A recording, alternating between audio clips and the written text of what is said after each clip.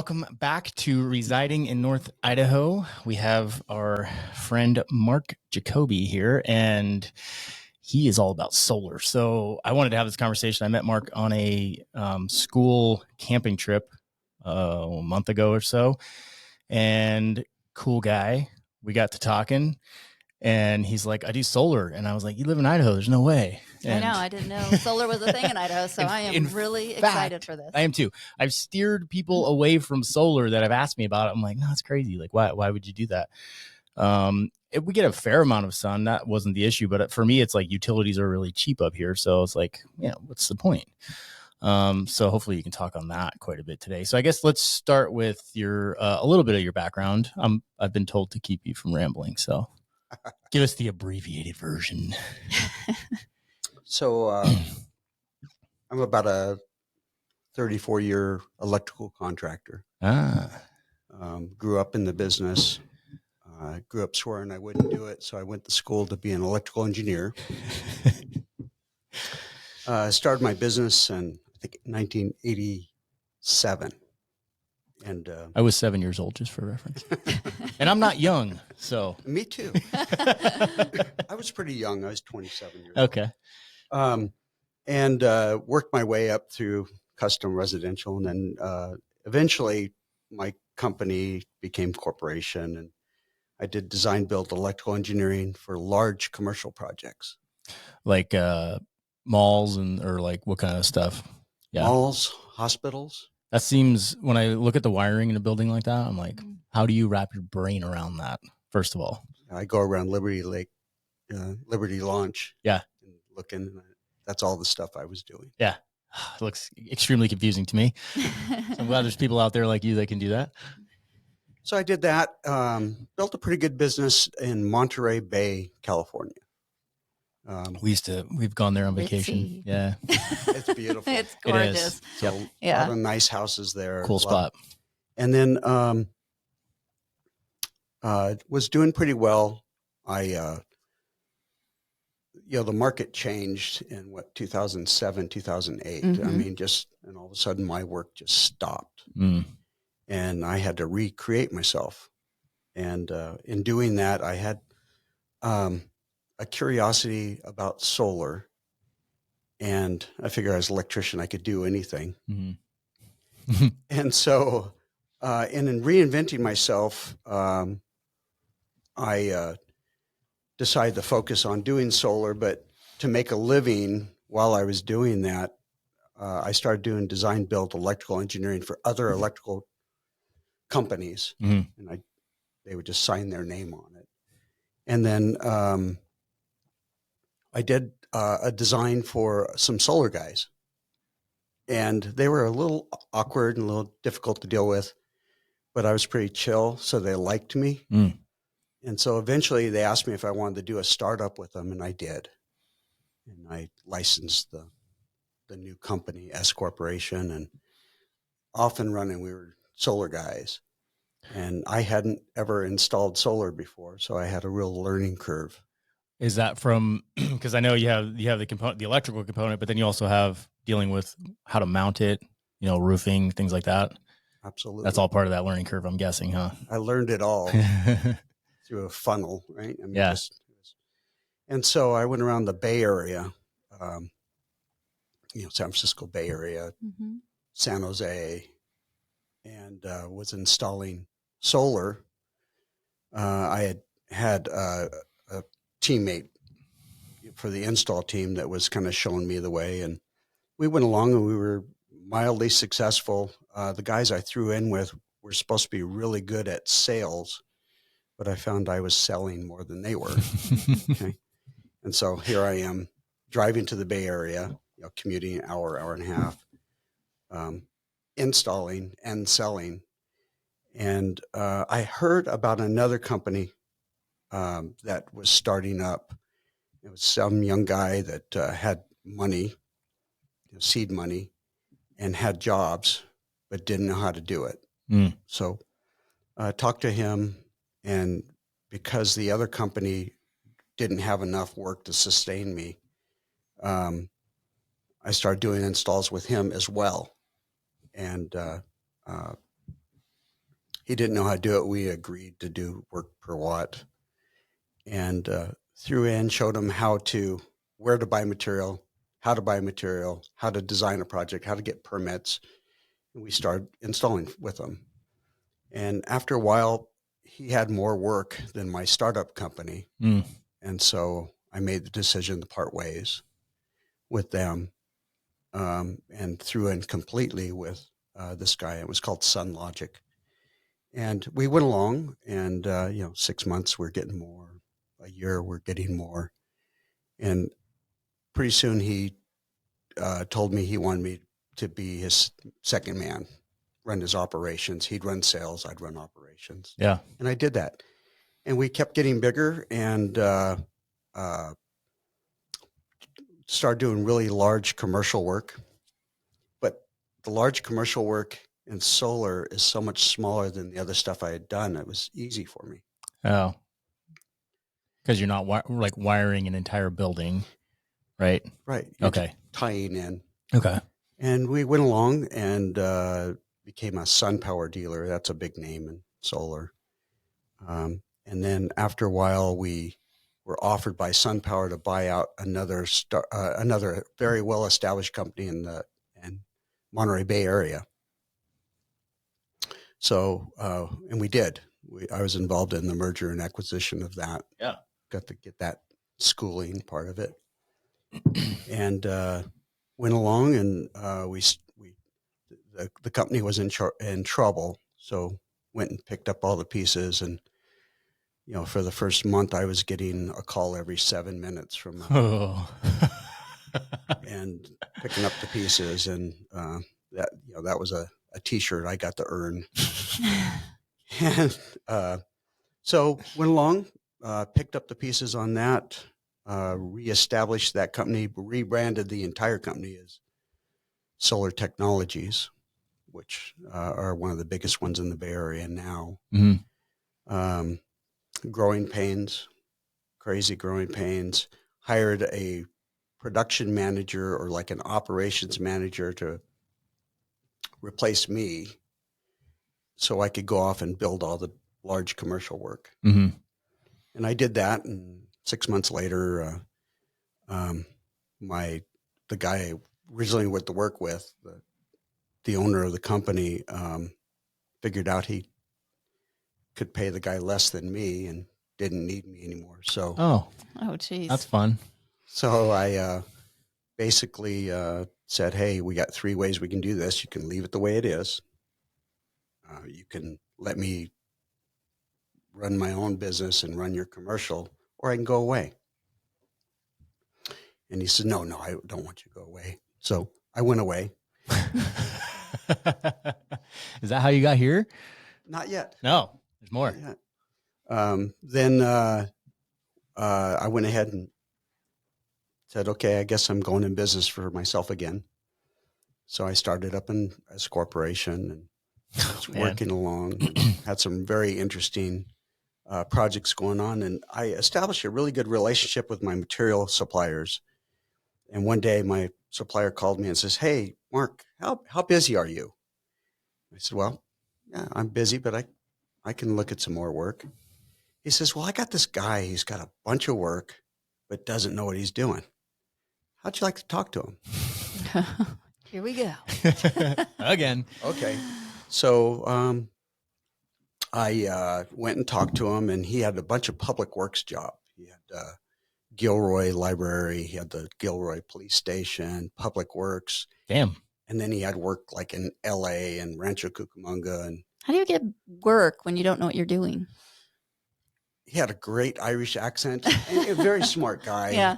But charisma, huh? Charisma. Yeah. And for whatever reason, I don't mean to take away from him. Just didn't know how to run crews. Mm-hmm. Didn't know how to do the nuts and bolts of it.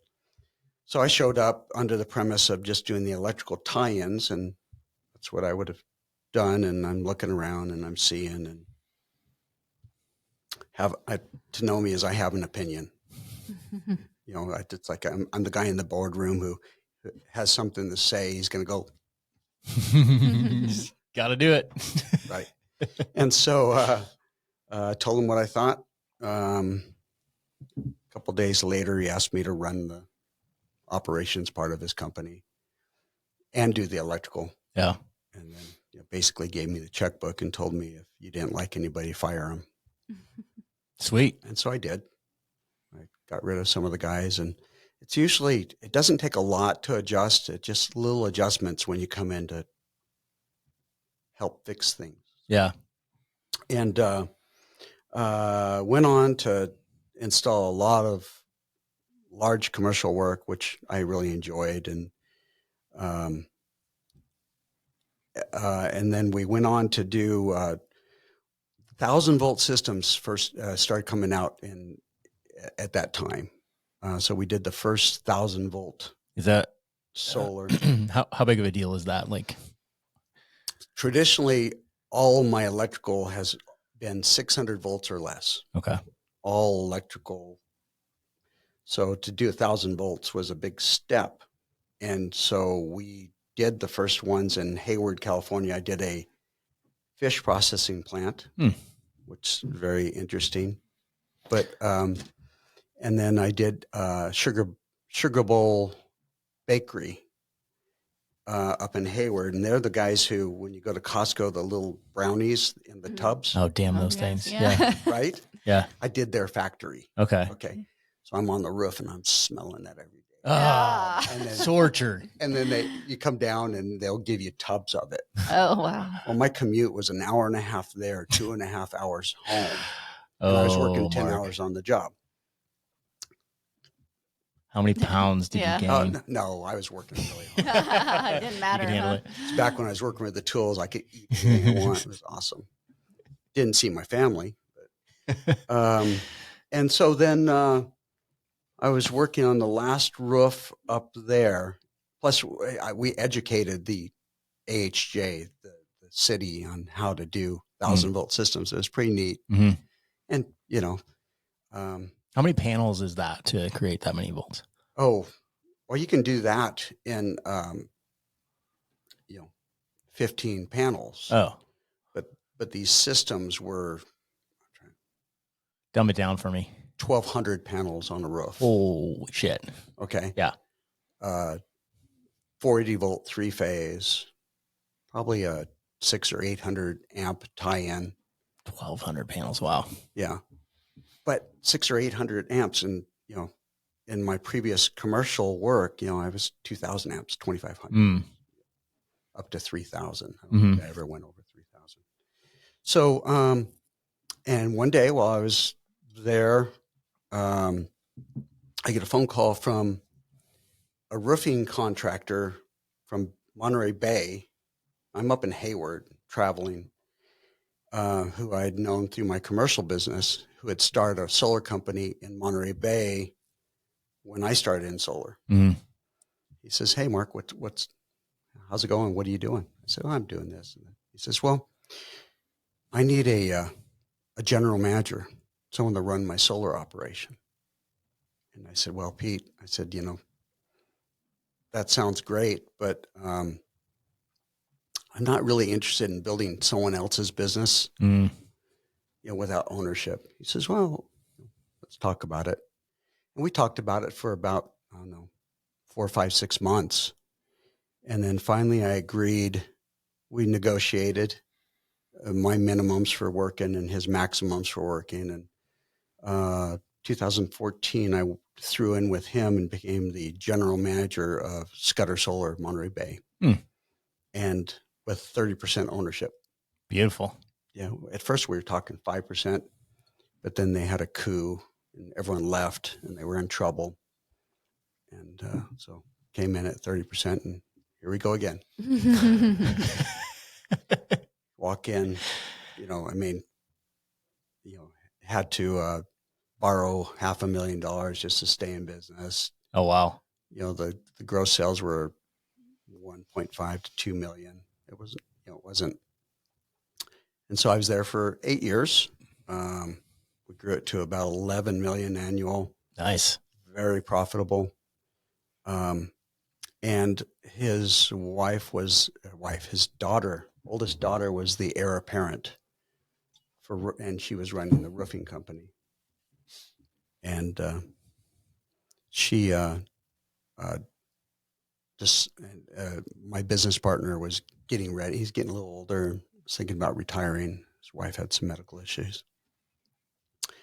And long story short, she set her eyes on solar, wanted to run solar also. Mm. Well, we didn't agree with the way she treated people. I grew up in the trades with the tools, and you treat people a certain way. You know, Right. And when they're straight from the office, they don't have that, and but knew it all. And she fired my production manager that was under me. It was great. We still have a great relationship. A gal I brought in, and she just took off. And then decided she was going to be my production manager. So I was tasked with managing my business partner's daughter. Bad. And at first she was really good, a sponge. We had executive offices next to each other, and she was just like a sponge. But all of a sudden she decided, I guess she had enough, and she wanted to do her own, run it herself. And I probably made her cry one too many times. Oh. I mean, if you're going to give it to me hard, if you're going to come at me hard, you got to be able to take it. You got to be able to take it. And I find a lot of people are like that. They'll give it hard, but they crumble when you, and so, met with my business partner, agreed to separate. Yeah. And that he was going to buy me out. Now we're in a successful place. We've, made it partially through COVID, kept all of our people going. I was on the executive team. We were keeping 100 people working. That's awesome. Yeah. And that was between roofing and solar, and really proud. And we were very profitable at that moment. And of course, when attorneys get involved. Yeah. Oh, geez. Yes. All of a sudden the company wasn't doing so well. And my buyout was probably pennies on the dollar. But that's okay. Yeah. I came in with nothing. I left with something, and I was able to come up here, and it afforded me time to figure out what I want to do when I grow up. Yeah. I think like a lot of people have that story, those stories of coming up here, like they had a really good reason to get here, and it was a hard thing to do sometimes. Like we have a similar story. Is like it was like all of these little pieces fell into place. It was still a challenge, but it's like it was important to us, and we did it. And now you're up here. I'm up here. Fell in love with the place. Came up here by my youngest daughter, pregnant daughter. Her husband decided he wanted to move here. Yep. And she was going to drive a separate truck towing a trailer. Oh. And I looked at my wife. My wife looked at me, and she said, "No." Yeah, you're driving.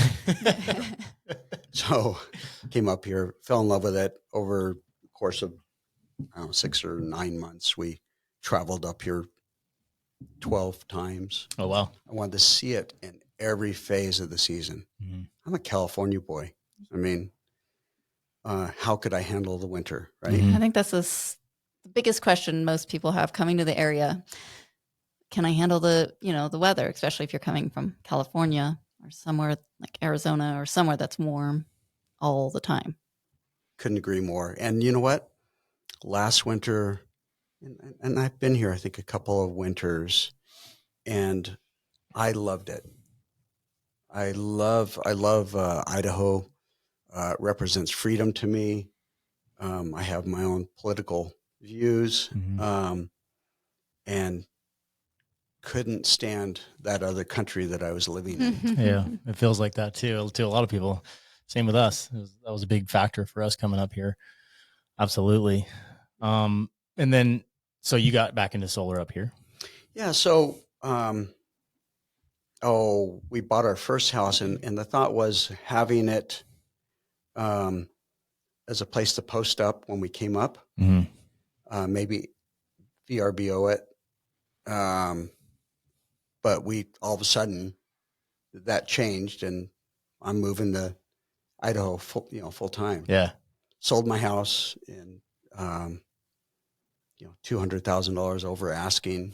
Oh, Those are good times. No contingencies, just cash. Good time for the sellers. Yes. Not the buyers. Right. Yeah. Right. And came up here, and then so we moved up here, and it's my wife and myself and my mother-in-law with us. And so first thing I did is I remodeled that house. Then my wife wanted more land. We had come from an acre and a half in beautiful Corralitos, California, rolling hills, apple orchards. Oh, nice. Quiet, 6 miles from the beach. Not bad. Yeah, it was beautiful. That must have been hard to leave. Very hard, and harder for my wife, I think. And because once I make a decision, I do it.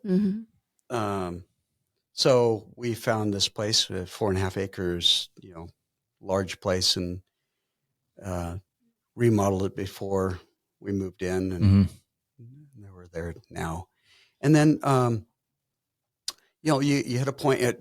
This offered me some time to be on my own, and I had a real burnout. Yeah. How many times do I have to do this? And we had enough money where we could, get by. But I had set up with Tesla to be able to have a dealership up here.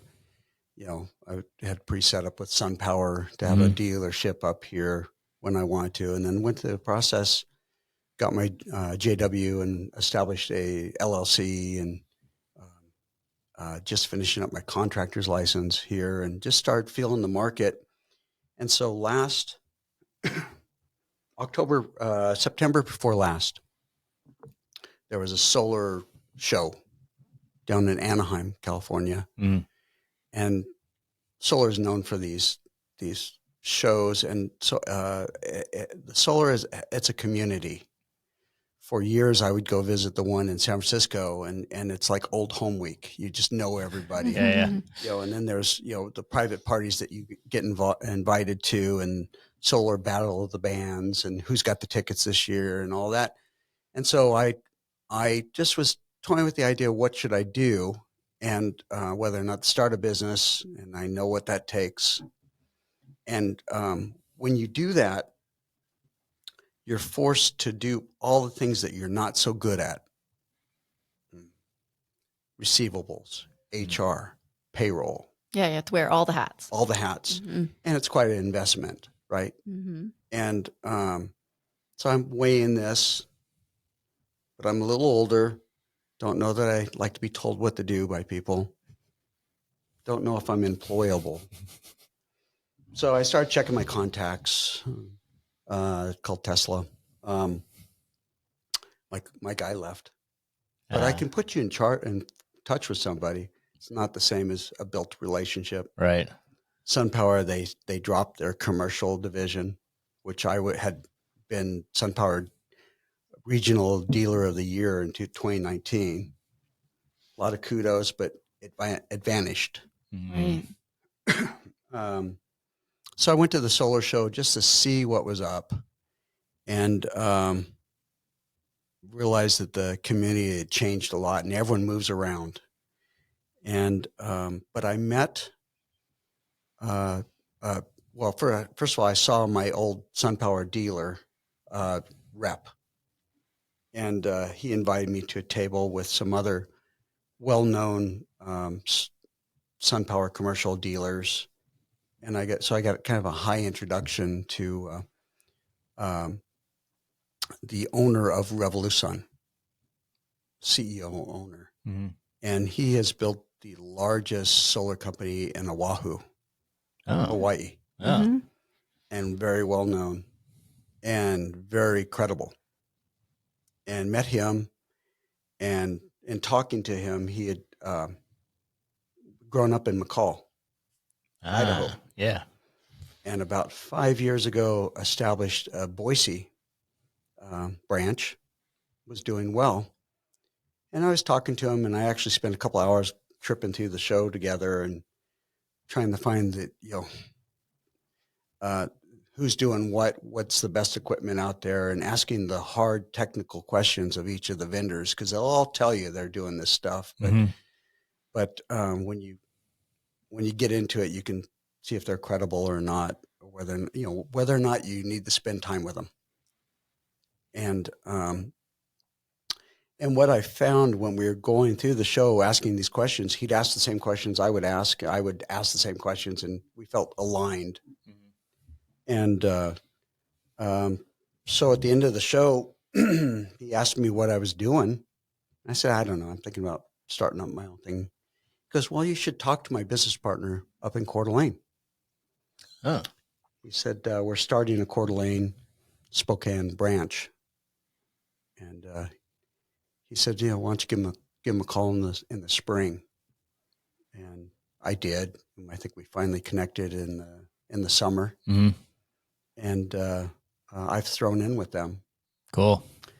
They're not quite sure where to put me because it's a new branch in Coeur d'Alene, and not room for money-wise for an executive. But they put me in touch with their master electrician, which is a great guy, very reputable. I really respect him. And we kind of came up with a hybrid where I'm installing. I was wondering if you got the old tool belt. I got the tool belt on. Got the tool belt on.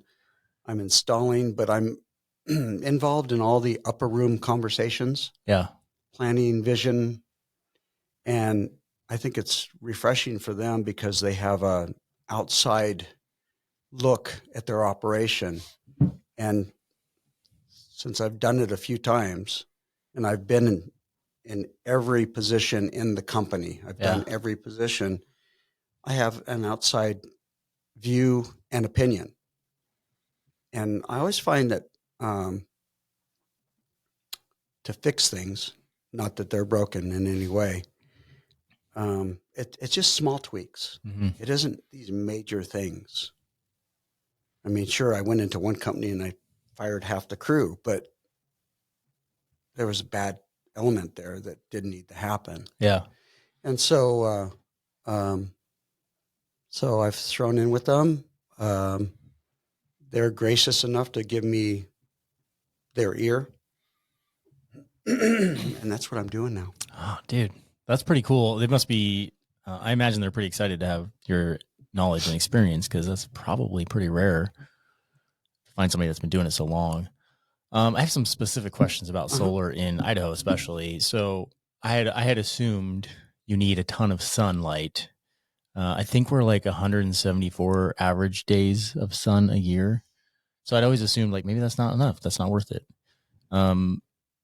Does it need to be full sun? I think we kind of talked about this on the camping trip, so I have an idea. But yeah, like cloudy days, are you still getting some power from that? How's that work? Sure. A couple things. One is it doesn't need full sun. The solar works on light, not heat. Okay. So that's a major thing. In fact, heat brings in a resistance, actually lessens the power that it puts out. Okay. Okay. So, and I found working in Pebble Beach and Pacific Grove with the fog, it actually multiplied the sun. It gave a more a full spectrum. Really? Oh, that's interesting. So I had projects that would produce better with the droplets in the clouds. That's wild. Okay. So it's pretty neat. Now, sure, we don't get as much sunlight as that other country does. But the price of the solar panels have come down so much, and you have an agreement with your utility. So what happens is you generate power during the day, and whatever you generate over what you use, you get credited for at the same price as you would buy it for. Okay. Okay. And the agreement that you make, in this case with a Vista, is that you have to use it within a year or forfeit it. They don't even say thank you. They just take it. Okay. So then in this case here, we overgenerate power during the summer because we make twice as much power in the summer as we do in the winter. Mm-hmm. Is that a function of the days just being longer? Days longer. Yeah. Okay. Yep. And so it doesn't mean we don't produce in the winter. It just means that we produce better. The angle changes in the winter. And so to combat that, you put a larger system, and it just so happens a Vista allows up to, I think, 100 kW, 100,000 watts of power. How many panels is that? Is that huge? It's huge. Yeah, like more than I could put on my roof. Right, and that starts to be the limiting factors. How much can you put? Mm-hmm. And we do things like ground mounts as well. Okay.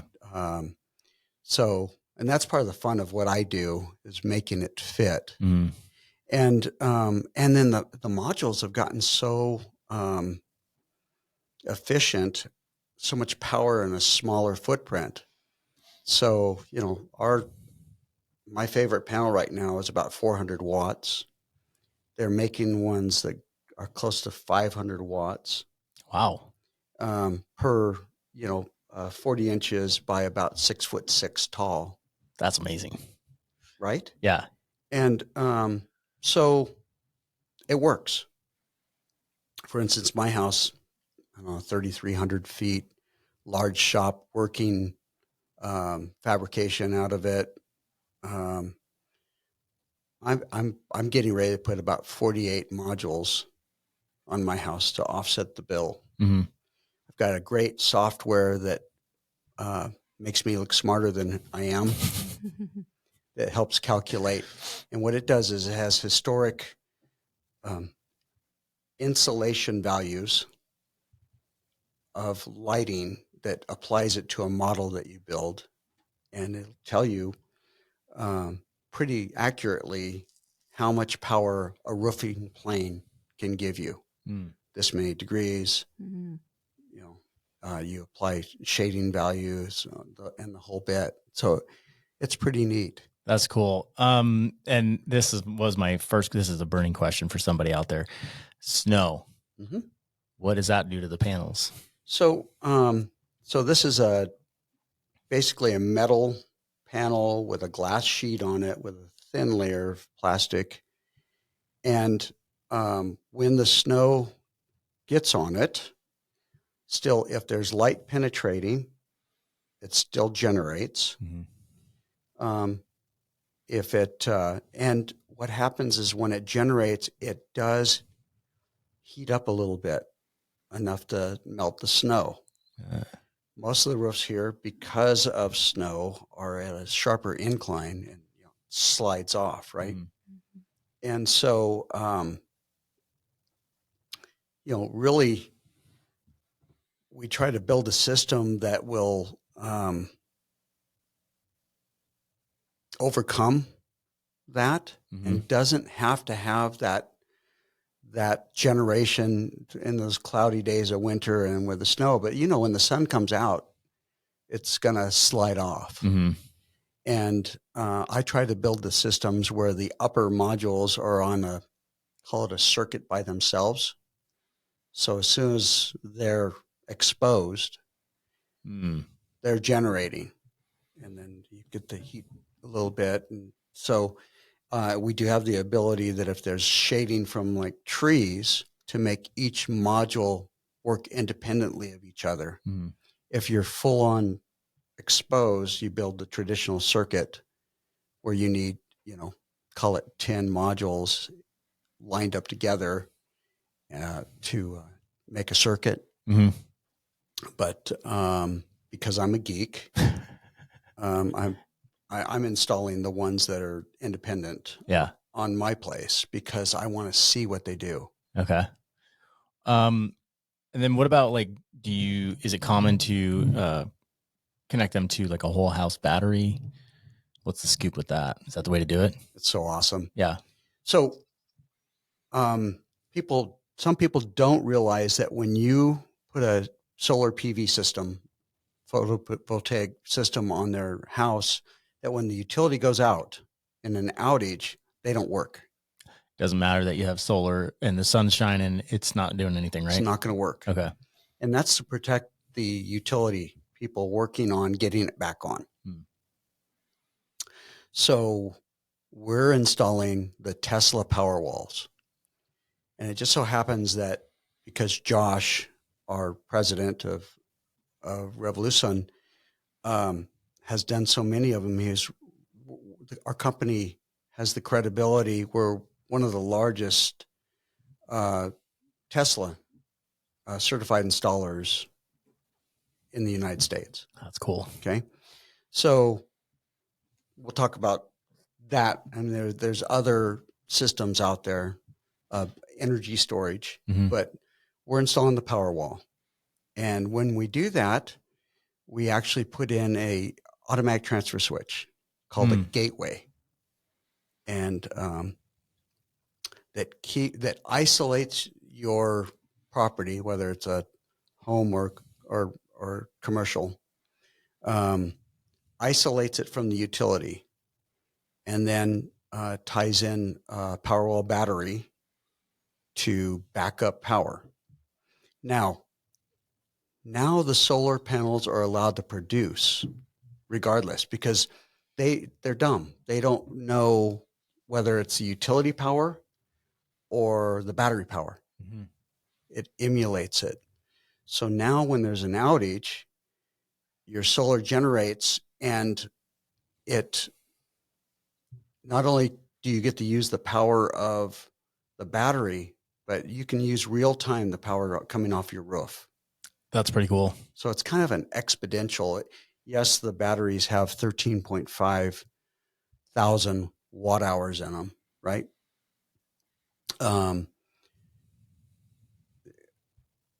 When the solar's working, you're using straight off the roof as well, and also maintaining and charging your battery. So it's it's a great thing. And then when the sun goes down, your straight battery, if you have an extended outage, you use it as long. I have plenty of clients that don't see the difference. Really? Like you could run the house pretty normal? Yes. Wow. You have to be a little smart about it. And we've got some other products that help that too. But, so then the next morning, I've got a commercial project over off of Hutter with a couple of power walls and solar. And I'm seeing they're making it through the night they're still connected to the grid, but they're only using their power. Wow. So, and I'll watch them. And the batteries are made to discharge daily and are guaranteed for 10 years. That's impressive. Nice, Okay. They're made for that. Now, what's going to happen after 10 years? Well, we don't know because they haven't been around that long, but they're not going to just drop. They're going to degrade, right? Decrease a bit. Yeah. And, but they're still, what if they're 80%? Right. Okay. Yeah. So, that's pretty cool. Yeah. Now you got that. Well, I'll let you lead me, but, it works. Yeah. And it can work, basically it's like having a standby generator.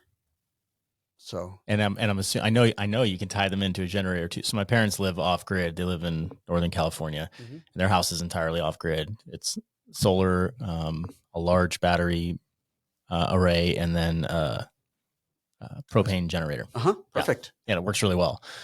We lived there for like 6 months, and it was pretty much usable it's a little hard with kids, I guess. We lived there before they did. So once they moved in, they tweaked some things and got it working better. But at that time, it was like, okay, you can't run the dishwasher and like take a shower at the same time. Like, you know, you got to kind of be careful with what you're doing. But, and I think when the house was built, it was designed a little funky. Like some things should have been on propane, like the water heater was not, and the furnace was not. So that got fixed later down the line, and now it works pretty well. But what a cool thing, like to have no tie to the grid is, I think, pretty neat. I think it's pretty popular up here too. Well, so I've got a buddy electrician who put it on his house in Monterey, and great power panels, and then 2 Tesla power walls. And his thought is freedom. Yeah. You know, kind of like blackouts or well, or even this, screw the utility. It's kind of putting the big middle finger up to the, right. Kind of just being independent, because they're kind of a monopoly. Right. And so if they raise their rates, they raise their rates. You don't really have this is a way of combating that. This is a way of being independent. Yeah. And what I tell my clients is, well, you have the ability to shut off your utility, but let's leave it on as a backup power. Yeah. And so I love that idea. Yeah. And I mean, it just resonates freedom to me with that. Yeah. I mean, it makes me think about this house. We have a great roof for it. That's always in the sun. And I'm like, oh, if only we were staying here. Well, let me ask you this. Yeah. If you got 2 houses side by side, one has an energy bill and one doesn't, which one's more valuable? Good call, right? Yeah. I guess factoring in the price of the system itself, and I'm guessing they've come down in price over. They have. Yeah. And then what are there some great tax benefits? Does Idaho specifically have any? So Idaho, there's some depreciation that you can have for business. So there's a little work around there, but for the most part, it's a federal tax credit. Now it's if you get a paycheck that has federal taxes taken out of it, it can offset that. So the feds will pay for 30% of your system, including the battery. And in a case where you need a new roof, the portion, I've had it go a lot of different ways, but the portion of the roof that is replaced for the solar can be written off as well, included in that. I guess that makes sense. If you're going to put a system on the roof, you want the roof to be very young in age, so you're not taking it off in 5 years to redo the roof. Oh yeah, that'd be a pain in the ass. Yeah, exactly. Okay, and I mean, this is I think it's a guaranteed 25, 30-year product. And so, and the nice part about it is when you put solar on a roof, you're adding another layer of protection for that roof. Right. And there is because we stand off the roof, 4 to 6 inches, there's a natural convection cooling that can happen with it. So there were some studies, I've seen some white paper on it where, offering a 5% better heating and cooling. Yeah. So just extra layer there. That's pretty cool. When we install these things, we're looking at that. We're saying, okay, well, this thing's got to last 25 years. How's that roof? We look at that, and we've got some great relationships with some local roofers that if we need a consult on that, we can do that. Yeah. That's super cool. Are you seeing more and more people do the Tesla power walls in their homes? It's amazing. Yeah. Coeur d'Alene, so I get to see the figures between Coeur d'Alene and Boise. Coeur d'Alene's kicking butt. Really? They're grabbing it to get it. It's really neat. You're changing my view on it up here because I was like, what's the point?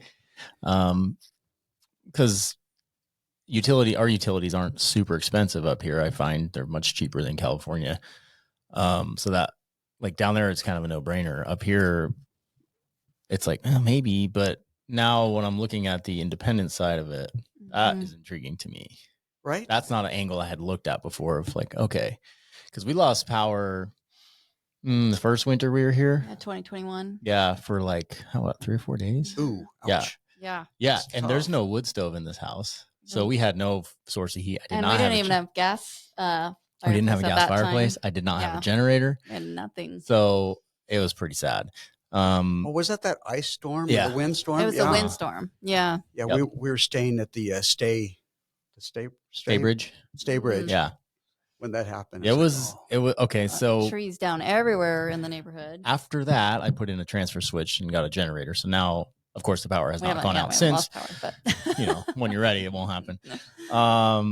But yeah, having that kind of independence, even because, occasionally we'll lose it for a few hours and it's like, that's not even worth getting the generator out. But you don't know how long it's going to be. But if I had a Tesla Powerwall, it wouldn't even, nothing. I'll have to show you. Yeah. It's seamless. We've got a installation for our one of the business owners over here in Coeur d'Alene. Mhm. He loves showing his system off. In fact, it's online. I'll send you the link. Yeah, cool. It's seamless. It's like, okay, ready? And he uses his app and he pushes the button. All of a sudden he disconnects from Avista and then That's cool. on solar. And it was like, he says, sometimes you see a flicker. It's 10 milliseconds. So it doesn't qualify for critical hospital loads, but it seems to work for everything. Yeah. That way. That's pretty neat. Back in that other country and also Hawaii, the power is so expensive. Yeah. Yeah. We were getting, I installed, 4.5 acres of solar panels, Wow. a tracking system that went from east to west, offset 18 meters for a golf club in Quail Lodge in Carmel Valley. Wow. And the payback was like 3 years. Dang. Oh, yeah. Totally worth it. Okay. So how does, sorry, I'm going to go off track, but so I've heard of people in California that put in the systems and then at the end of the year, they end up getting a bill. What's happening there? So people have kids. Well, what happens is when what I've seen happen when people get solar, they ease up on turning that light their switch energy off. usage, yeah. Or I've had customers that, we decided to put in a new sauna or new spa, so I've run into that. And me being I was the general manager and CEO of Scudder at the end there, and so all the problems I would get, and these true ups. That's what they're called. True up bill. Yep. And my job was to mitigate that and figure out why, and then eventually make them happy. And so that's so they're using more energy throughout the year, and it's just adding up instead of getting stored energy for them. Right. Now they have a bill. But the difference here also is here, I believe that everyone pays their bills monthly still. Oh, okay. So then you don't get a true up. So you don't build up that. You could have a true up, but it wouldn't be anything like in that other country. They paid it once a year. Yeah. Yeah. I remember, I think it was my aunt and uncle who got a $1,400 true up at the end of the year or something. And I'm like, holy crap. No, thank you. I had businesses with 14,000. Yeah. Oh, I bet. Yeah. And so, it is an art to sizing the system. The good news is the utility is very amiable, putting on whatever size you decide. Where in California, you are limited to 10% over what you are currently using. Oh. So you can oversize your system. Of course, they'll regulate that. Right? Right, yeah.